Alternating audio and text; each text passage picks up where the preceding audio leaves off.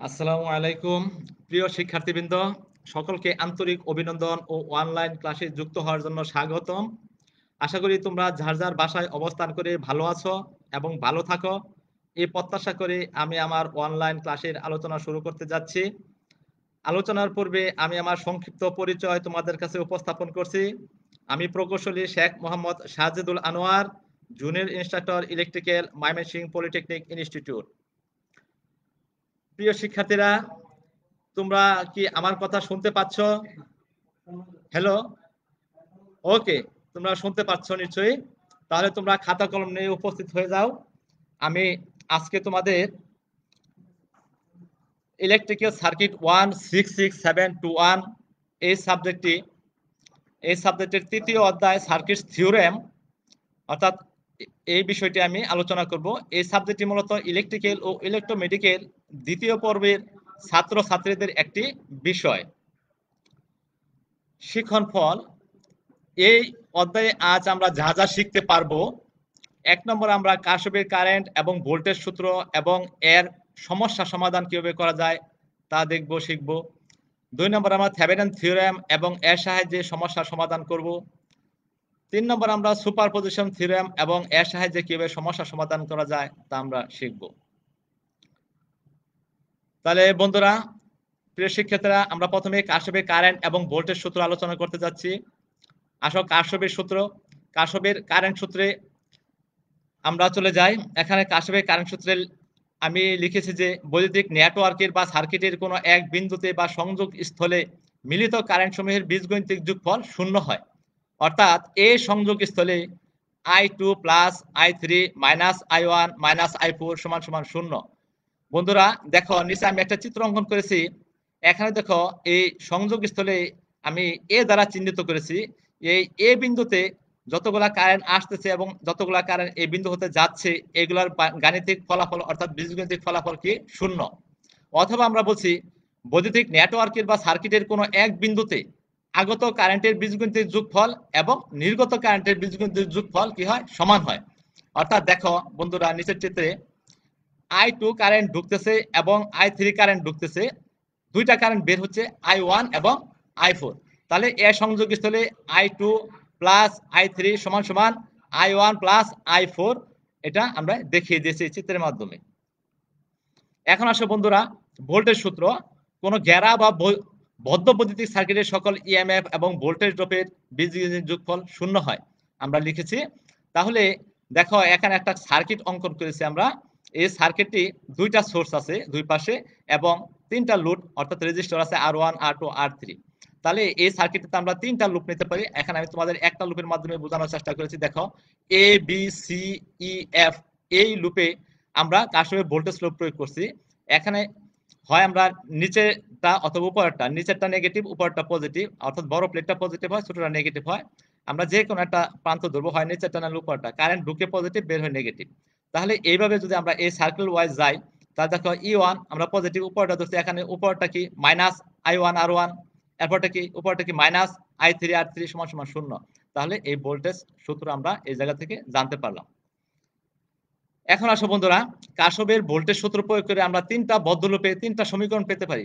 এখন এই সমীকরণগুলো আমরা কিভাবে পেতে পারি, এটা এই সার্কিটের মাধ্যমে আমি তোমাদের এখানে উপস্থাপন করছি। দেখো, আমরা প্রথমে এ বি সি এফ এ এই লুপের মধ্যে দেখো আমরা একটা ইকুয়েশন তৈরি করেছি। এই যে আমরা একটু আগে বলেছি যে এই এরকম সোর্স যদি থাকে, সোর্সের ছোট প্লেটটাকে নেগেটিভ, বড়টাকে আমরা পজিটিভ ধরবো, এবং কারেন্ট যেদিক দিয়ে ঢুকবে সেটাকে আমরা পজিটিভ ধরবো, যেটা বের হবে নেগেটিভ ধরবো। তাহলে দেখো, এই সার্কেলে যদি আমরা যাই, তাহলে উপরটা আমরা ধরলাম এই জায়গায় কি? পজিটিভ E1, এই জায়গায় দেখো মাইনাস I1 R1, এই জায়গায় মাইনাস I3 R3 সমান সমান কি? 0। এই আমরা একটা ইকুয়েশন 0 বের করছি। এখন আবার দেখো তোমরা, E D C F E এই অংশ যদি আমরা একটা লুপ নেই, তাহলে এখানেও একটা সোর্স আছে। তাহলে আমরা এখানে উপরে সোর্সটা, উপরে প্লেটটা নেই, উপর প্লেটটা পজিটিভ।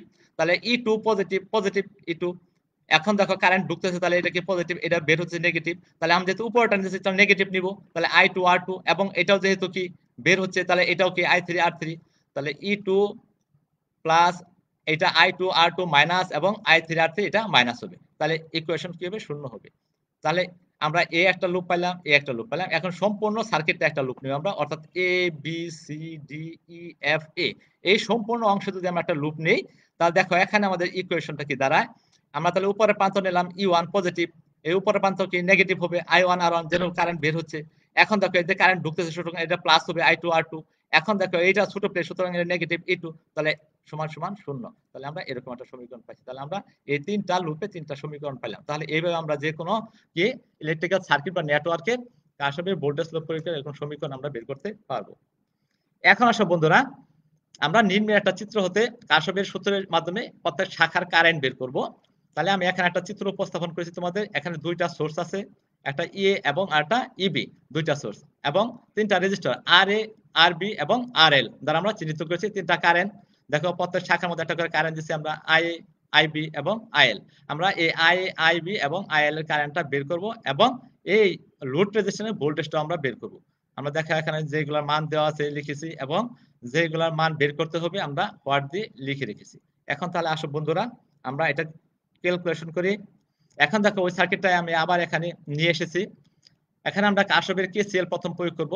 আমরা কারশফের কেসিএল জানি, আগত কারেন্ট সমান সমান নির্গত কারেন্ট, অথবা কোনো একটা বৈদ্যুতিক নেটওয়ার্কের কোনো একটা সংযোগস্থলে যে কারেন্টটা আসতেছে এবং যে কারেন্টটা যাচ্ছে, এটা ইকুয়াল টু কি হবে, সমান হবে।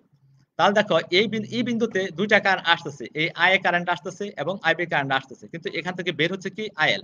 এই দেখো আইএল সমান সমান আই এ প্লাস আইবি লিখেছে। যে এই বিন্দুতে কারশফের কেসিএল প্রয়োগ করছি, আইএল সমান সমান আই এ প্লাস আইবি। এখন এই সার্কিটটাকে যে কোনো উপায়ে দুইটা তিনটা যে কয়টা আমাদের লুপ নেওয়া লাগে বা কেবিএল প্রয়োগ করতে হয়, ওই কয়টা কেবিএল প্রয়োগ করে সম্পূর্ণ সার্কিটটা যাতে কোনো অংশ অর্থাৎ কোনো শাখা আমাদের বাদ না পড়ে, এইভাবে আমাদের ক্যালকুলেশন করতে হবে। তাহলে দেখো এই সার্কিটটাকে যে কোনো দুইটা লুপ নিলে বা যে কোনো দুইটা কেবিএল প্রয়োগ করলে সার্কিটটা সমাধান করা যাবে। তাহলে দেখো আমি প্রথমে এই সম্পূর্ণ একটা অংশ নিছি, আবার পরবর্তীতে আমি আবার এই এতটুকু একটা সার্কিট আমি এতটুকু একটা লুপ নিছি। তাহলে এই দুইটা লুপ নিলে দেখা যায় সার্কিটটা কমপ্লিট হয়ে যায়। তাহলে আমরা এইভাবে এটাকে ক্যালকুলেশন সমাধান করছি। তাহলে দেখো বন্ধুরা, loop A C E D B F A, এই অংশের মধ্যে আমরা কেবিএল প্রয়োগ করছি, কারশফের কেবিএল অর্থাৎ কারশফ ভোল্টেজ ল প্রয়োগ করছি। তাহলে দেখো আগের মতো আগে যে আমরা সূত্রগুলো উপস্থাপন করেছিলাম ওইভাবে আমরা সূত্রগুলোকে লিখবো প্রথমে।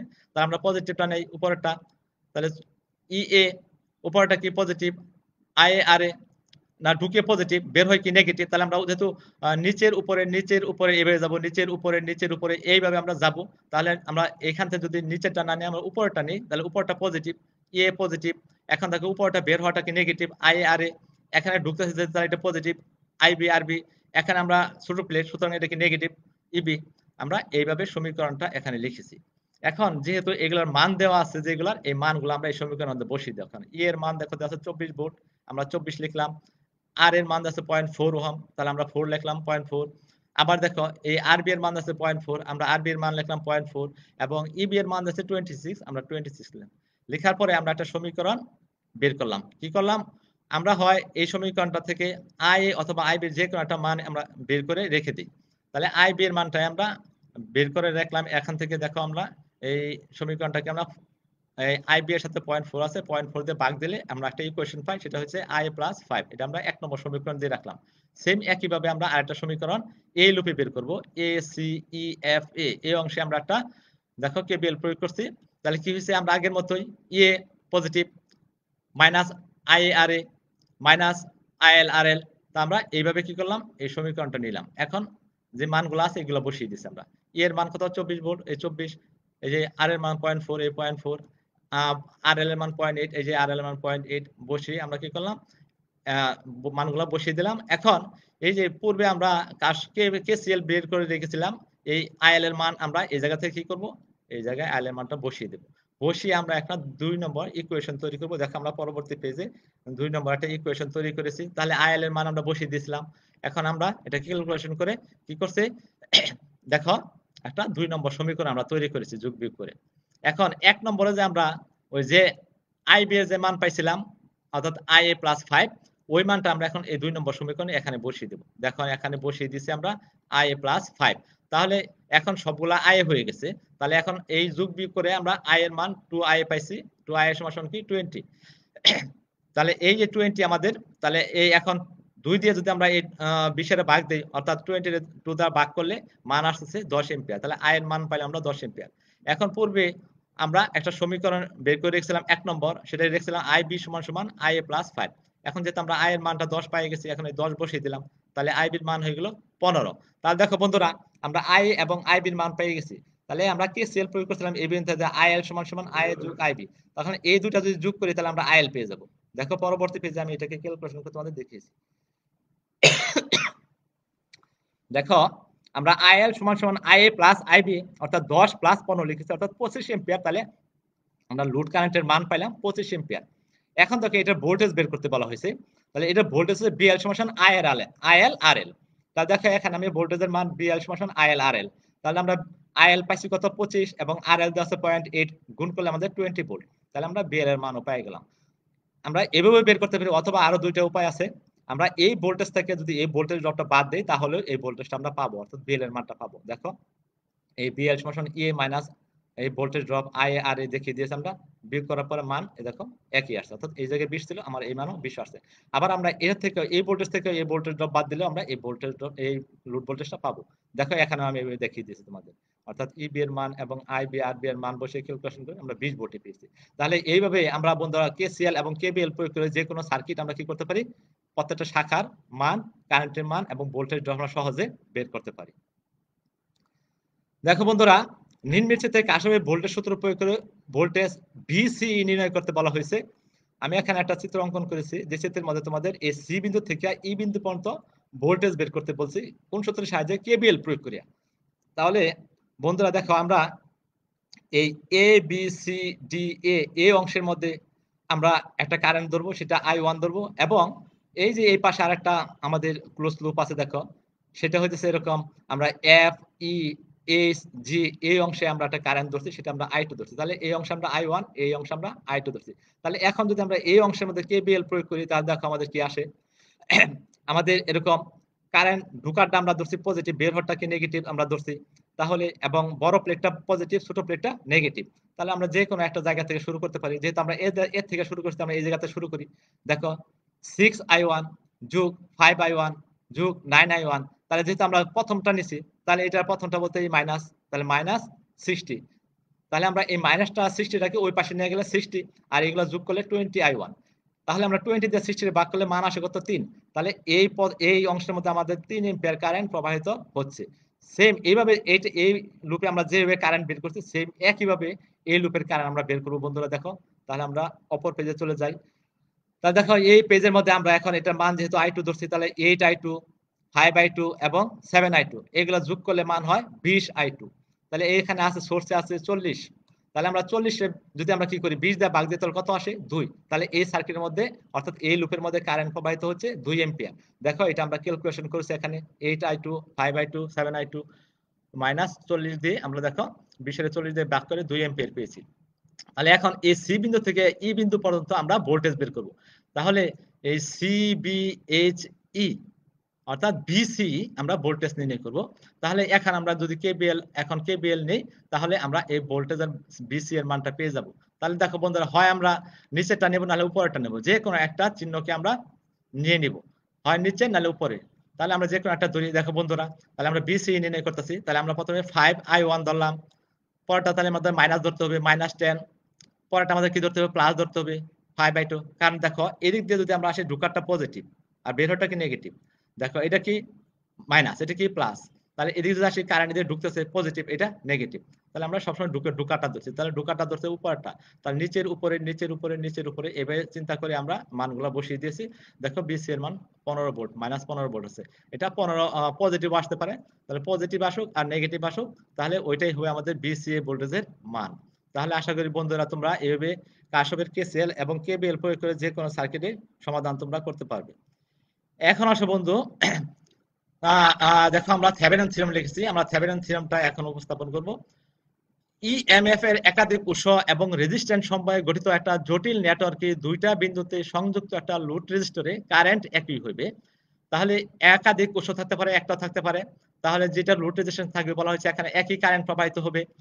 যেন লোডটি ইএমএফ এর একটা মাত্র স্থির উৎসের সাথে সংযুক্ত থাকে, একটা মাত্র স্থির উৎসের সাথে কি থাকবে, সংযুক্ত থাকবে, যার ইএমএফ লোডের আড়াইতে ওপেন সার্কিট ভোল্টেজের সমান, অর্থাৎ আমরা যদি খুলে ফেলি তাহলে ওপেন সার্কিট ভোল্টেজের সমান, এবং যার আভ্যন্তরীণ রেজিস্ট্যান্স দুইটি প্রান্ত হইতে পশ্চাৎ দিকে নেটওয়ার্ক রেজিস্ট্যান্সের সমান। আমরা যদি এটাকে শর্ট করে দিই তখন পশ্চাৎ দিকে রেজিস্ট্যান্সের সমান হয়। ইএমএফ এর উৎসগুলি এদের সমতুল্য আভ্যন্তরীণ রেজিস্ট্যান্স দ্বারা স্থলাভিষিক্ত হয়। অর্থাৎ যদি এই সোর্সের মধ্যে কোনো আভ্যন্তরীণ রেজিস্ট্যান্স থাকে তাহলে সেটা আমাদের বসাতে হবে, বসাই আমাদের ক্যালকুলেশন করতে হবে। তাহলে বন্ধুরা আমরা থেভেনিন থিওরেম জানতে পারলাম। এখন এই থেভেনিন থিওরেমের সাহায্যে কিভাবে অঙ্ক সমাধান করা যায় বা সমস্যা সমাধান করা যায় সেটা আমরা এখানে কিছু কৌশল অবলম্বন করছি। এই চারটা কৌশল যদি তোমরা অবলম্বন করো তাহলে যে কোনো থেভেনিন থিওরেম তোমরা সহজে সমস্যা সমাধান করতে পারবে। তাহলে দেখো এখন আমরা লিখছি 1 নম্বর, প্রথমে লোড রেজিস্ট্যান্স আরএল বা এ বি প্রান্ত ওপেন করতে হবে। 2 নম্বর কি লিখেছি, যে কোনো থিওরেম বা উপায়ে এ ও বি প্রান্তের লোডের আশেপাশে কারেন্ট বের করে বি থেভেনিন বের করতে হবে। তৃতীয় কি লিখেছি, অথবা ভোল্টেজ সোর্স শর্ট এবং কারেন্ট সোর্স ওপেন করে আভ্যন্তরীণ রোধ যদি থাকে তাহলে বসে আর থেভেনিন বের করতে হবে। সর্বশেষে বি থেভেনিন আর থেভেনিন এবং আর এল এর সমন্বয়ে আমরা একটা সিরিজ সমতুল্য তার সার্কিট অঙ্কন করব এবং ওই লোড রেজিস্ট্যান্সের মধ্যে দিয়ে আইএল কারেন্ট আমরা বের করব। তাহলে দেখো বন্ধুরা আমরা একটা অঙ্কের মাধ্যমে এই কৌশলগুলো অবলম্বন করে তোমাদের দেখিয়ে দিয়েছি। তাহলে দেখো এখানে আমরা বলেছি যে নিম্নের চিত্রটা আছে, এই চিত্রের মধ্যে আরএল এর মধ্যে দিয়ে কি পরিমাণ কারেন্ট প্রবাহিত হচ্ছে অর্থাৎ লোড কারেন্ট, এটা আমরা বের করতে বলেছি। তাহলে দেখো আমরা ওই চারটা শর্তে আসা যায়, রুলে আসা যায়। তাহলে দেখো 1 নম্বর রুল, প্রথম রুল হচ্ছিল কি, প্রথম রুল আমাদের বলা হচ্ছিল যে প্রথমে লোড রেজিস্ট্যান্স আরএল বা এ ও বি প্রান্ত ওপেন করতে হবে।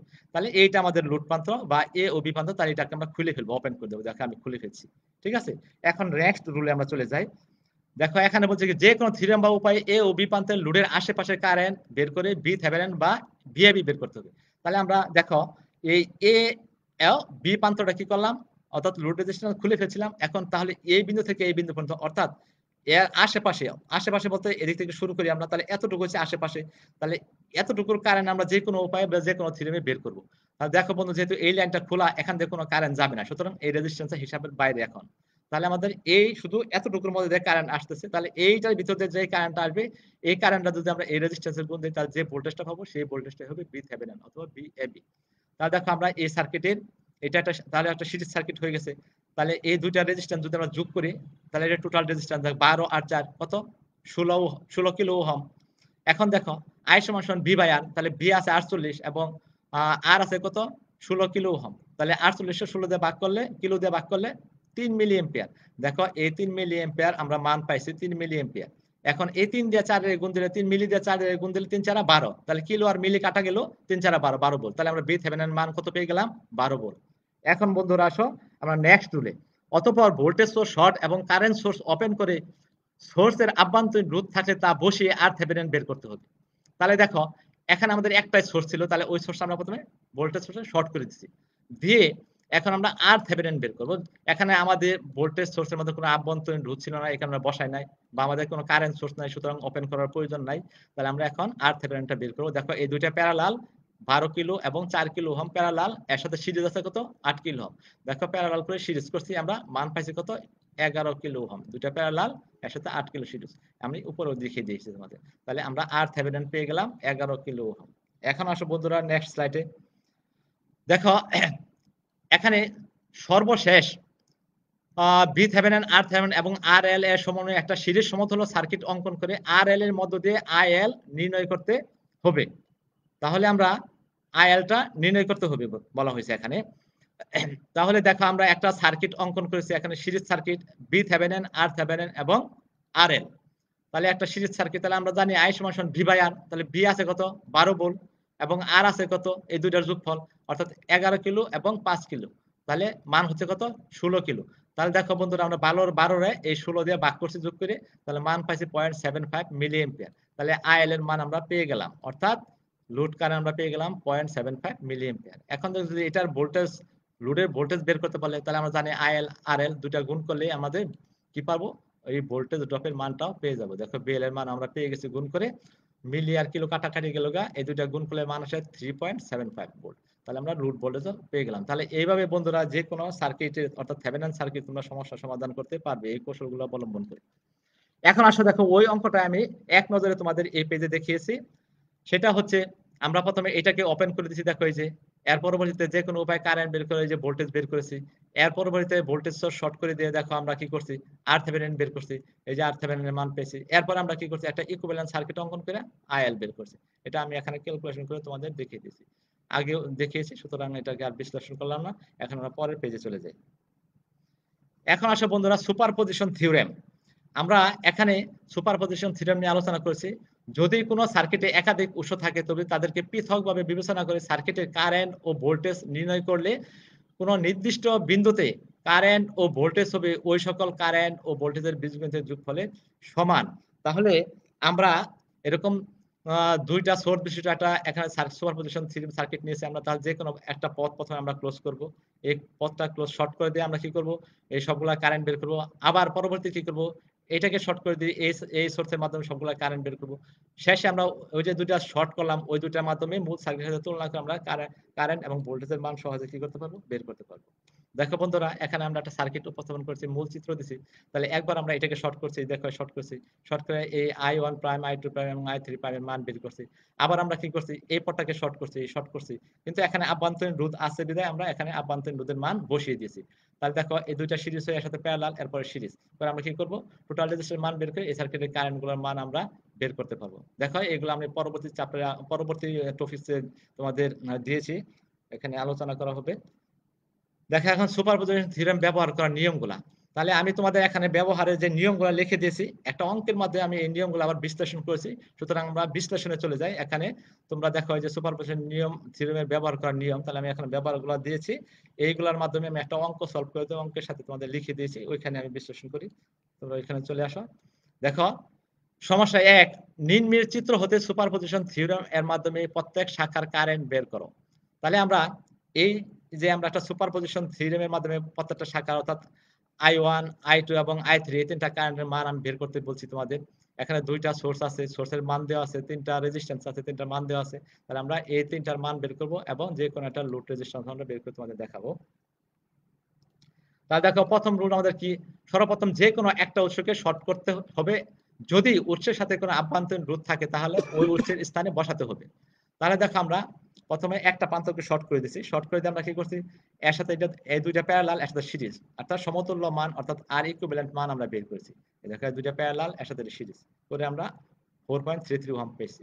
এখন আমরা যেহেতু টোটাল রেজিস্ট্যান্স পাই গেছি, তাহলে টোটাল ভোল্টেজ আছে 35 ভোল্ট। তাহলে এই 35 ভোল্টকে যদি আমরা এই যে টোটাল রেজিস্ট্যান্সের মান পাইছি এটাতে ভাগ করি, তাহলে এই সার্কিটের টোটাল কারেন্ট পাবো। তাহলে এই সার্কিটের টোটাল কারেন্ট বলতে I1 সিঙ্গেল পাম্প, এই I1 সিঙ্গেল পাম্প। দেখো আমরা এই মান বসিয়ে ভাগ করছি, মান পাইছি 8.08 এম্পিয়ার।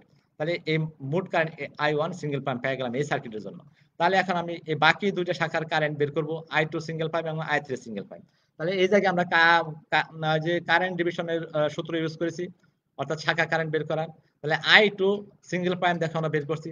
তাহলে এই সার্কিটের total current I1 prime into যে পথের কারেন্ট বের করবে আর উল্টা রেজিস্ট্যান্স, সেটা নিচে কি করব, দুই রেজিস্ট্যান্স যে দুইটা প্যারালাল থাকে ওই দুইটা যোগ করে উপরটা ভাগ করব। তাহলে দেখো 4 আর 2 যোগ করে আমরা কি করছি, ভাগ করছি উপরের মানটাকে। তাহলে এই মান এটা আমরা এসে বসাইছি, 2 এর সাথে গুণ দেয়া 4 আর 2 যোগ করে 6 হয়েছে। তাহলে আমরা মান পেয়ে গেছি এখানে 2.69 এম্পিয়ার। তাহলে এইভাবে আমরা এখন যেহেতু মূল কারেন্ট জানা আছে, তাহলে মূল কারেন্ট থেকে এই কারেন্ট বাদ দিলে আমরা I3 সিঙ্গেল প্রাইম কারেন্ট পাই যাব। ওইভাবে বের করতে পারি, অথবা কারেন্ট ডিভিশনের সূত্র আমরা আগে যে বের করলাম সেম একইভাবে আমরা এই কারেন্ট I3 কারেন্টের মানও বের করতে পারি, অর্থাৎ টোটাল কারেন্ট ইনটু যেটা কারেন্ট বের করবে এর উল্টা রেজিস্ট্যান্স অর্থাৎ 4। তাহলে দুই রেজিস্ট্যান্সের যোগফল, এই যে 5.39 এম্পিয়ার কারেন্ট পেয়ে গেলাম। তাহলে এইভাবে আমরা কি করতে পারি, এই যে একটা পথ বন্ধ করে দিয়ে অর্থাৎ শর্ট করে দিয়ে আমরা ওই সার্কিটের প্রত্যেকটা শাখার কারেন্ট বের করতে পারি। আমরা এখানে লিখেও দেখিয়ে দিয়েছি পাশে তোমাদের। এখন তাহলে পরের পেজে চলে যাই আমি। দেখো এখানে বন্ধুরা, আগে আমরা এই পাশে শর্ট করছিলাম, এখন দেখো এই পাশটা শর্ট করছি, এটাকে আমরা রেখে দিছি এই সোর্সটাকে। তাহলে ওই সেম একইভাবে দ্বিতীয় উৎসের তুল্য রোধ RT ডাবল প্রাইম এবং প্রতিটি শাখার কারেন্ট অর্থাৎ I1, I2 এবং I3 প্রত্যেকটা ডাবল প্রাইম কারেন্ট আমরা নির্ণয় করব। তাহলে আমরা দেখো এখন 3 এবং 2 প্যারালাল এবং 4 এর সাথে সিরিজ, এর করে আমরা এই ইকুইভ্যালেন্ট রেজিস্ট্যান্স বা টোটাল রেজিস্ট্যান্স বের করলাম 5.2 ওহম। এখন এই জায়গায় টোটাল ভোল্টেজ দেওয়া আছে 40, তাহলে এটাকে আমরা এই রেজিস্ট্যান্সের মান দিয়ে ভাগ করলে একটা কারেন্ট পাবো 7.69। তাহলে এই সার্কিটের জন্য মূল কারেন্ট হচ্ছে এই I2 ডাবল প্রাইম এটা। তাহলে এখন I2 ডাবল প্রাইমের মান পেয়ে গেলাম। এখন I1 সিঙ্গেল প্রাইমের মান দেখো আমরা ওই কারেন্ট ডিভিশন সূত্রের সাথে বের করব কি এই সার্কিটের টোটাল কারেন্ট ইনটু এটার উল্টা রেজিস্ট্যান্স 2 2 দিয়ে গুণ দিব এই দুই রেজিস্ট্যান্সের যোগফল অর্থাৎ 3 যোগ 2 তাহলে এভাবে আমরা মান পেয়ে যেতে পারি 3.076 এম্পিয়ার। সেম একইভাবে আমরা কারেন্ট ডিভিশন সূত্র এটার মধ্যে ইউজ করব। তাহলে এই সার্কিটের টোটাল কারেন্ট এর উল্টা রেজিস্ট্যান্স 3 নিচে দুই রেজিস্ট্যান্সের যোগফল দেখো আমরা মান পেয়ে গেছি। অথবা এই কারেন্ট থেকে এই কারেন্টটা বাদ দিলেও আমরা এই কারেন্টটা পেয়ে যাব I3 ডাবল প্রাইম। তাহলে আমরা এইভাবে ক্যালকুলেশন করেছি। এখন দেখো আমি লিখেও দিয়েছি তোমাদের এই পাশে আমি যেভাবে ক্যালকুলেশন করলাম। এখন আমরা পরের পেজে চলে যাই। বন্ধুরা দেখো এখন তাহলে আমি দেখো এই যে মূল সার্কিটটা নিয়ে এসেছি এবং একবার আমি এটাকে শর্ট করছিলাম এই যে সোর্সটাকে এবং পরবর্তী দেখো এই সোর্সটাকে শর্ট করছিলাম এটা রেখে দিয়েছিলাম। তাহলে আমি তিনটা সার্কিট নিয়ে আসছি তোমাদের ক্যালকুলেশন সুবিধার্থে কারণ এখন আমি মূল কারেন্ট বের করব অর্থাৎ মূল কারেন্ট বলতে I1 I2 এবং I3। তাহলে তোমাদের সহজ একটা মনে রাখার নিয়ম আমি তোমাদের বলে দিচ্ছি। তোমরা সবসময় এই মূল সার্কিটের সাথে এই দুই সার্কিট তুলনা করবে দেখবে যে এই সার্কিটে কারেন্টের ডিরেকশন যেটা দেওয়া আছে এই দুটার মধ্যে এই ডিরেকশনটা কোনটার মধ্যে আগে দেওয়া আছে ওই মানটা আমরা আগে লিখব। তাহলে দেখো এই I1 এদিকে দেওয়া আছে তাহলে এই দুটার মধ্যে কোনটার মান এদিকে দেওয়া আছে I1 সিঙ্গেল প্রাইম এই মানটা দেওয়া আছে তাহলে এই I1 সিঙ্গেল প্রাইম মানটা আমরা আগে লিখব। এখন এই মান থেকে আমরা এই মানটা বিয়োগ দিব অর্থাৎ I1 ডাবল প্রাইম এই I1 ডাবল প্রাইম বিয়োগ করছি। তাহলে আমরা একটা মান পেয়ে গেছি এই মানগুলো আমাদের পূর্বে বের করছি মানগুলো বসিয়ে আমরা মান পেয়ে গেলাম। তাহলে এখন দেখো আমরা এটা দেখি I2 তাহলে I2 ডিরেকশন এদিকে দেওয়া আছে তাহলে দেখি এই দুটার মধ্যে কোনটা ডিরেকশন এদিকে আছে এইটা ডিরেকশন এদিকে আছে তাহলে I2 ডাবল প্রাইম আমরা আগে লিখলাম। এখন কি করব এটা থেকে এটা বাদ দেব অর্থাৎ I2 সিঙ্গেল প্রাইম বাদ দেওয়ার পর দেখো আমরা মান পাইছি 5 এম্পিয়ার। এখন দেখো এইটা ডিরেকশন এদিকে এটা ডিরেকশন এদিকে এটার এদিকে যেহেতু দুইটা একই দিকের ডিরেকশন আমরা দুইটা যোগ করে ফেললাম দুটো যোগ করে আমরা মান বের করে ফেলছি। দেখো তাহলে এই তুমি যদি এইটার সাথে তুলনা করে এই মানগুলো এইভাবে সহজভাবে বের করতে পারো তাহলে তোমরা দেখবা যে সহজে ক্যালকুলেশন করে যে কোনো সুপারপজিশন থিওরেম সমস্যার সমাধান করতে নিজেরা পারবে। তাহলে বন্ধুরা আশা করি যে তোমাদের এই ক্যালকুলেশন তোমরা নিজেরাই করতে পারবে বাসায়। এখন আসো দেখো নিচের চিত্র হতে সুপারপজিশন থিওরির মাধ্যমে প্রতিটি শাখার কারেন্ট বের করা আমরা সেম একই রকম আরেকটা সার্কিট অঙ্কন করেছি তোমাদের সুবিধার জন্য। এখানে 48 ভোল্ট 24 ভোল্ট এবং 4 ওহম 8 ওহম এবং 2 ওহম মান দিয়েছে I1 I2 I3 সেম আগের মতো অঙ্কটা তোমরা এটা নিজেরা বাসায় করবে। তারপরে আমি তোমাদের এটা করে দিয়েছি তোমরা এক নজর দেখতে পারো। দেখো আমরা আগে যে নিয়ম বলছিলাম ওইভাবে অঙ্কটা আমরা করেছি। প্রথমে যে কোনো একটা উৎসকে শর্ট করে প্রত্যেকটা শাখার তড়িৎ এরকম আমরা বের করব I1 I2 I3 প্রত্যেকটা সিঙ্গেল প্রাইম দিয়ে বের করব। তাহলে আমরা শর্ট করে প্রত্যেকটা মান বের করছি আগের মতোই। সেম একইভাবে অপর প্রান্তটা আমরা শর্ট করে দিয়েছি আগের মতোই আমরা টোটাল রেজিস্ট্যান্স বের করে কারেন্ট বের করে প্রত্যেকটা শাখা কারেন্ট আমরা বের করছি আগে যেভাবে দেখিয়েছি সেম সেম একইভাবে তোমরা এইভাবে নিজেরা করবে।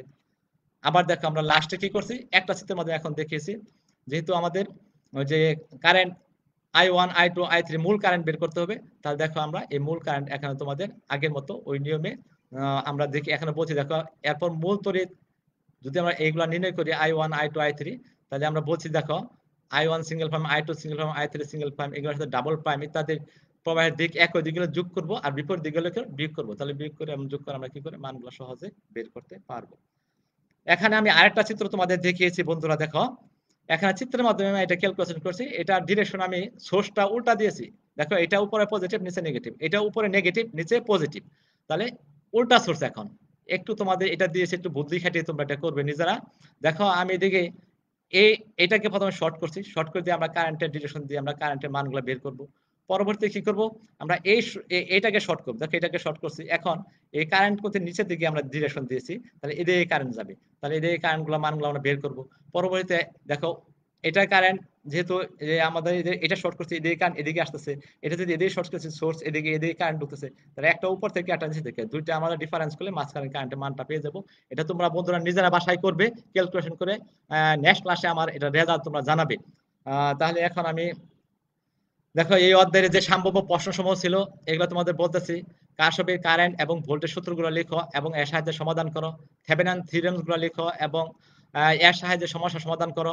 সুপারপজিশন থিওরেম লিখো এবং এর সাহায্যে সমাধান করবা তোমরা এই প্রশ্নগুলা তাহলে পরীক্ষায় আসার সম্ভাবনা বেশি তোমরা এগুলো নিজেরা বাসায় চর্চা করবে। বাড়ির কাজ ও প্রশ্ন উত্তর পর্ব তাহলে আজকে আমরা যেগুলো পড়লাম কারশফের কারেন্ট ও ভোল্টেজ সূত্র এবং এর সাহায্যে সমাধান করলাম। তার থেভেনিন থিওরেম আমরা পড়লাম তোমরা এটা লিখবা এবং সমস্যা সমাধান করবা।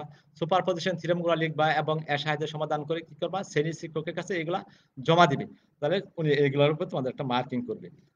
তোমাদের কোনো প্রশ্ন থাকলে কমেন্ট বক্সে কমেন্ট করতে পারো তাহলে আমি উত্তর দেওয়ার চেষ্টা করব। আশা করি তোমাদের কোনো প্রশ্ন নাই, থাকলে করতে কমেন্ট বক্সে করো ইনশাল্লাহ। তোমরা যদি এই লাইভ ভিডিওটি আবার পুনরায় দেখতে চাও তবে www.skills.gov.bd এই সাইটে যদি ভিজিট করো তাহলে এটা পুনরায় আবার দেখতে পারবে। আগামী ক্লাসে আলোচনা হবে অধ্যায় 3 সার্কিটস থিওরেমের বাকি অংশ। সকলকে ধন্যবাদ দিয়ে আমার লেসন ও সেশন এখানে সমাপ্ত করছি। আল্লাহ হাফেজ।